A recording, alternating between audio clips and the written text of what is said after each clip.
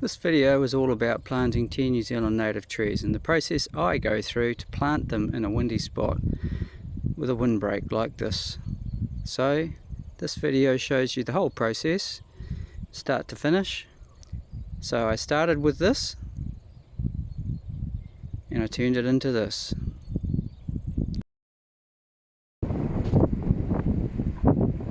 Today we're going to plant 10 trees, 10 New Zealand natives. I've marked out the position of a windbreak I'm going to put in there, those 3 stakes with blue tops. Straight out there is southwest, where all the wind comes from. So on this side of that windbreak is going to be 10 New Zealand native trees. And this spot is a good spot because it's close to the boundary. It will provide protection to all the trees that go this side of it and beyond. Eventually when they get bigger, they will provide shelter for all this other area just here.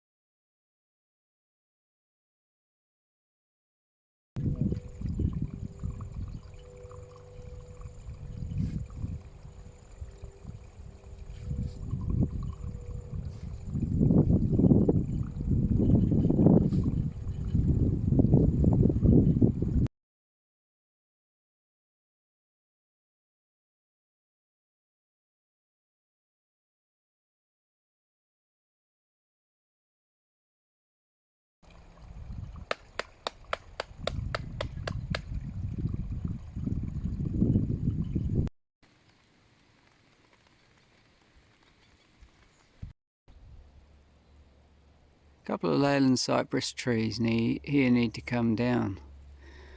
That one there with the brown on it has got canker, which will spread to all the rest of the trees. It's started to spread a little bit, so all these Leyland cypress will come down eventually. So that one with canker is coming down, but before I take that down, I'm taking the one to the left of it down, straight ahead, in the gap. And it's going to fall this way, so I really need to wait till the wind's blowing the right way.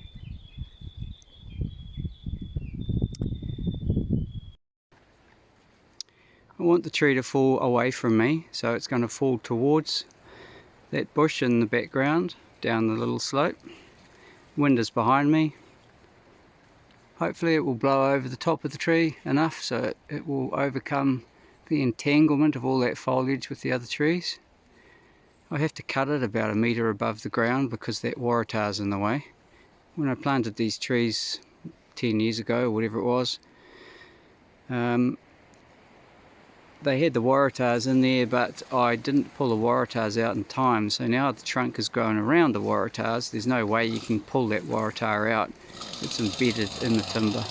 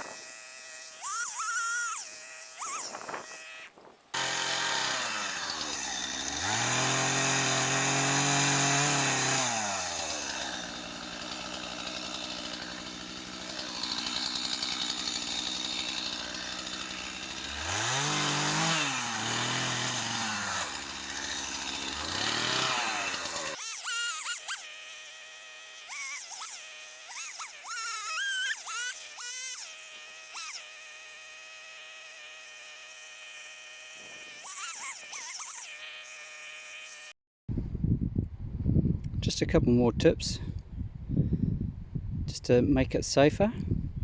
Notice how I've cut these segments up into double length, so eventually these ones that are about half a metre long will go in half again, so I can fit them in the fire next winter for firewood, obviously. And where I can, I leave handles on them like this, so I can grab it and rotate it. And I did that up there because those are quite heavy logs, heavy segments, and I need to be able to rotate the log so that the chainsaw doesn't contact the ground.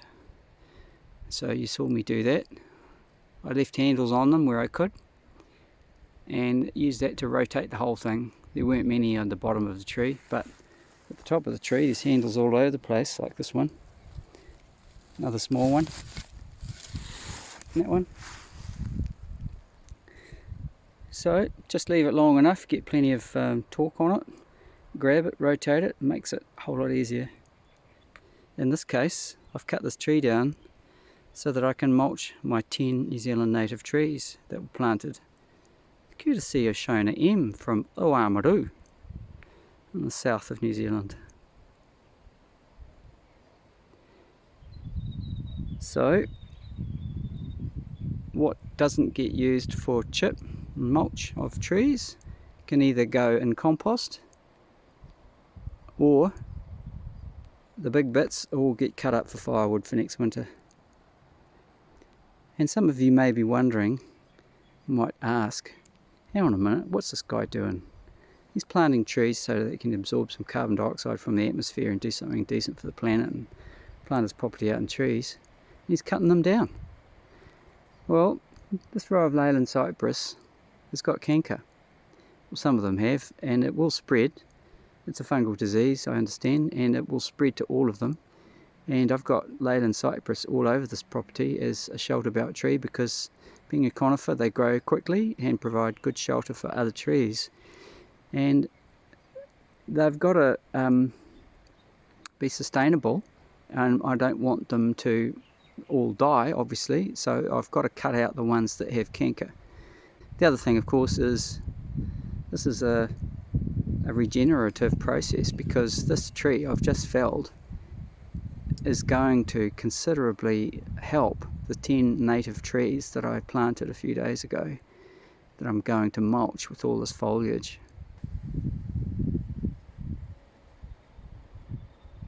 Next step in the process is to drag all this foliage out, make a pile out of it, ready to chip it.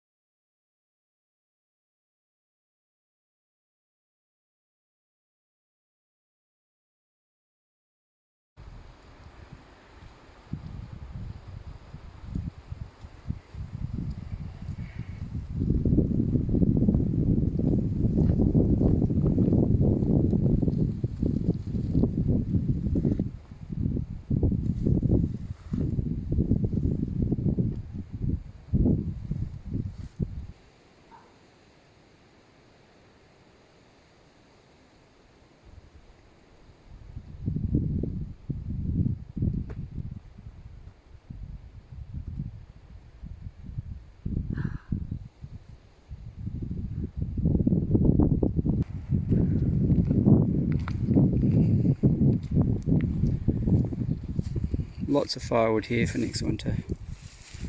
A stump that can stay there for a while. As the tree rolled off the stump when I cut it, made short work of that waratah right there. That's going to make it easy to cut it off. Could even use a hacksaw. So here is the gap. Drive through here down onto that flat. That's it for today. Job done. Well, it is for me anyway. It's only 2:30 in the afternoon, but the light's beginning to fade a bit now. Got some rain coming through. It's just starting to spit. Whole lot of rain expected tonight. If it passes by tomorrow morning, that's good. We'd like a dry day if we can, to spread this mulch. So that pile there is going to fill the back of the ute, which will be plenty for the 10 trees we want to mulch. And there'll be some left over for some more trees, so that's great. Awesome, great day.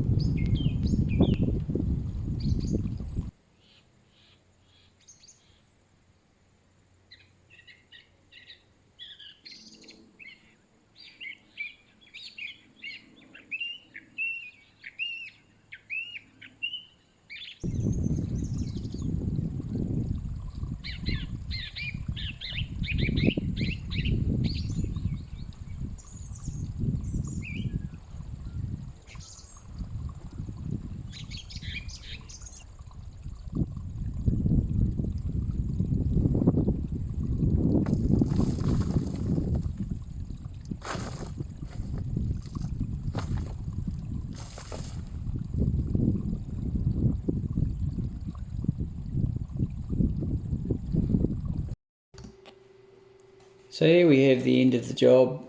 I'm spreading the mulch around with the cardboard here in this view. But it's been quite an involved process, 6 steps involved in total. First you've got to plan it, where it's going to go, pick a good spot. Then cut the grass, obviously, and build this windbreak you can see there. Then you've got to cut down the tree after you've selected it that you're going to use for the mulch. Chop the tree up, drag all the branches down into a big pile, chip it, and then spread the cardboard and the mulch around the base of the trees. So this is a good spot here because it's going to provide eventually, when these trees are mature, an area to the left of this view, which is towards the east. There's a huge area there where a whole lot of other trees will be planted, and water flows across the ground here from the neighbour on the right, on the other side of that fence.